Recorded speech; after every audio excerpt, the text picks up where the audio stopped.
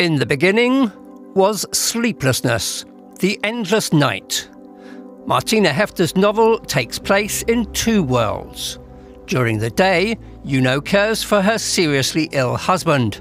And at night, she enters the strange realm of the love scammers. Men who fake love on social media to fleece their victims of money. Everyday life and adventure. Two very different worlds. They're inextricably linked. One world couldn't exist without the other. Juno wouldn't want that either, to live in just one world, for example, only in the shadow or night world. Martina Hefter's world is literature and theatre. She's not just an author, but also a dancer and performance artist, just like her main character.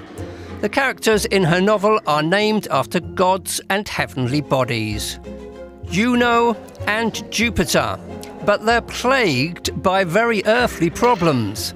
Juno gets involved with love scammers from Nigeria, but hides her true identity. She deceives the scammers, lies to the liars. So who's scamming who? Good morning, my love. What have you eaten today? Take good care of yourself. I love you. I love you. But there are also moments of real intimacy, real feelings in the kitsch world of emojis. Martina Hefter's novel talks about a complicated emotional situation and about friendship. Über Freundschaft. And about love. Auch über Liebe. About longing. Über Sehnsüchte. And global imbalances. Globale Ungleichgewichte. And with this, Martina Hefter has created a chamber piece that spans the world.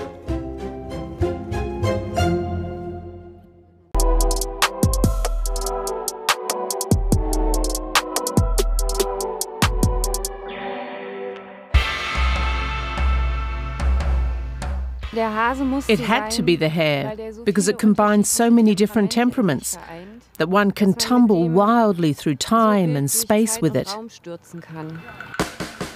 Beware, this book is literary overkill, and deliberately so.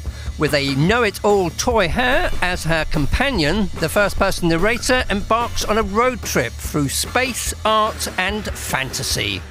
With a big ha-ha, I drove into the field, marvelling at my own speed and the grooves left behind. My braking was not accidental, but wonderful, precise and deep. And with that, I fell into a field of flowers and slept. The plot takes as many unexpected turns as its anarchist hare, and is by no means realism. Because a great deal can be lost, which is something literature can also do. The dreamlike, the nightmarish, the spun, the twisted, the off-kilter, the strange. So much fits in there that's beyond or alongside so-called reality. Oder neben der sogenannten Realität auch noch da ist. The fantastic and the everyday, and in between, the family. Maren Kames describes the West Germany-coloured grandfather and the different grandmothers, one intact, the other damaged, with great tenderness. Not a family novel, more a family mosaic.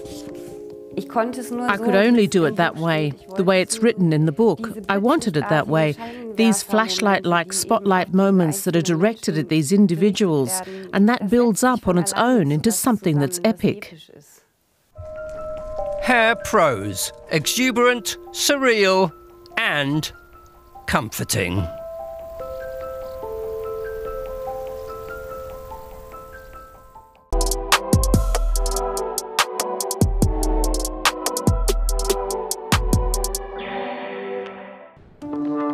The Velebit Mountains in Croatia reach spectacularly for the sky. Today, a popular hiking area, but in 1991 it was the setting for the first battles of the Yugoslav wars. For many Germans, these mountains are strangely familiar.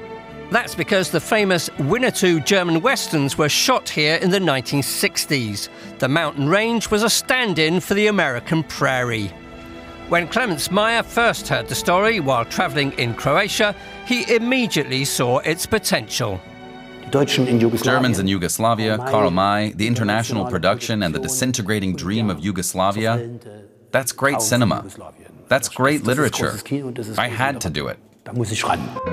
The Projectors doesn't just set new standards in terms of scope, but like a film, the stories crossfade. We find ourselves in a maelstrom of thoughts, dialogues and memories. Here, cinema is a magical place and a refuge, not least because the world outside is a violent one. Once upon a time, there was a boy whose face was covered with chalk and looked like a white mask.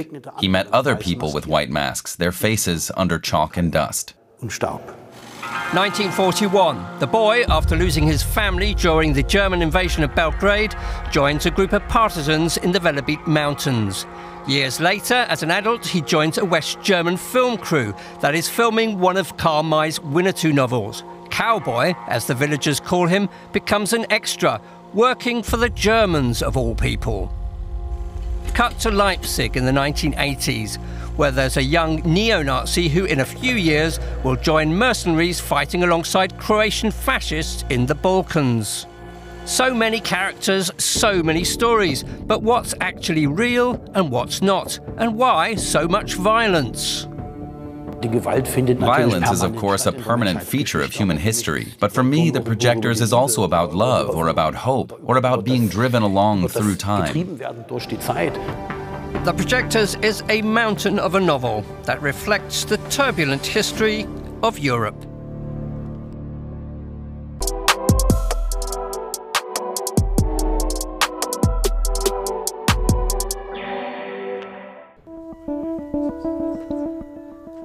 She has Yazidi German roots and lives in Berlin, Ronya, Othmann. The sober number 74 is written on her book for 74 genocides committed against the Yazidis. 74. We are the ones who they did not kill. We are not alive. We just haven't been killed. That's the difference.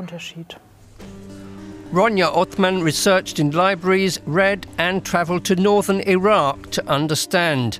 A search triggered by the genocide of the Yazidis in Iraq in August 2014.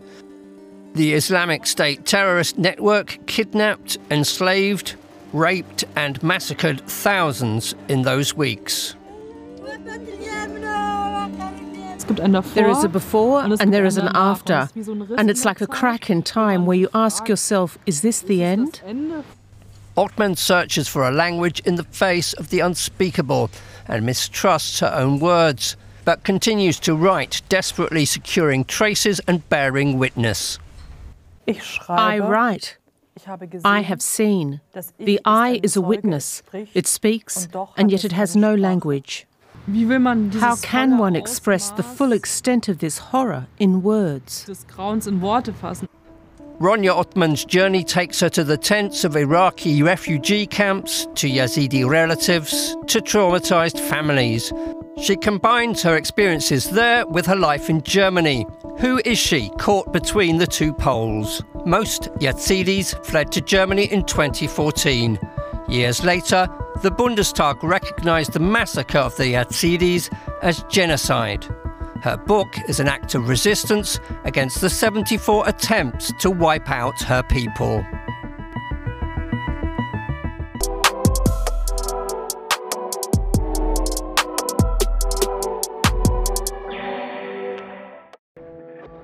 The natural beauty of the Lüneburg Heath. But it's not as idyllic as it may seem, because the wolves are back.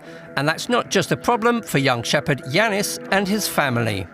At the same time, there are both very current fears and very old mystical fears. And I found that very interesting, because I don't have any answers myself as to how to deal with it sensibly as a society.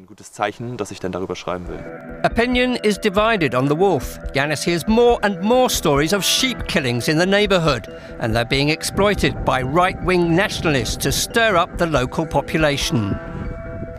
I did some more research, and it really is a big problem here in Lower Saxony, and it's culminated here in this region. But Janis is plagued by other worries. His father's incipient dementia, The responsibility increasingly weighs on him. As long as he lives, he will have to do this work. Otherwise, they could just give up and sell the farm. At 19, the landscape has bound his limbs. He is the tethered goat standing at the edge of his pasture, unable to go any further. A mysterious woman appears. Is she a ghost? Or is he losing his mind too? I like ghost stories. And I also like the idea that maybe there should be more ghost stories in Germany. Because I think there are a lot of ghosts from the past here. Yanis can't stop thinking about the ghostly apparition. He delves deeper into the less romantic history of the region, which today is still an important location for the German armaments industry, with its legacy of forced labour during the Nazi era. Thunder rolls in from the north, dispelling the peace of the countryside. It's gripping and eerily real.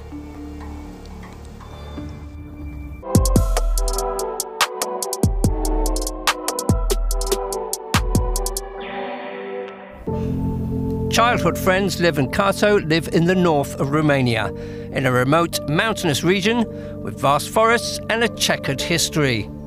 In Glimmer of Light, Iris Wolff describes the friendship between Liv and Kato in Romania under Ceausescu in the 1980s. A life lived together under a dictatorship with its countless bans, reprisals, unfulfilled dreams and existential questions. Who am I, so to speak, in a system that is not free, in which I cannot think or travel freely? Liv's grandfather can't stand the restrictions and leaves for Austria. More and more people start disappearing, often overnight. With each person who left, the thought of leaving grew, and with each person who stayed, the hope of being able to stay grew stronger. And then in 1989, the regime collapses and the border opened. Kato, in her early 20s, is one of the first to leave Romania. But Lev stays closely connected to his homeland, the landscape and the forest. Years later, Kato sends a postcard asking, "When are you coming?" Liv joins her for a trip through Europe, but will they be as close as they were before? The story is told backwards. The narrative is a journey into the past. Only gradually do the characters reveal themselves. I think writing always has to do with longing, because longing is also a feeling of belonging that you were perhaps lucky enough to have at one time in your life. Glimmer of Light, a story of friendship and loss, of memory and the search for identity, and of possible new beginnings.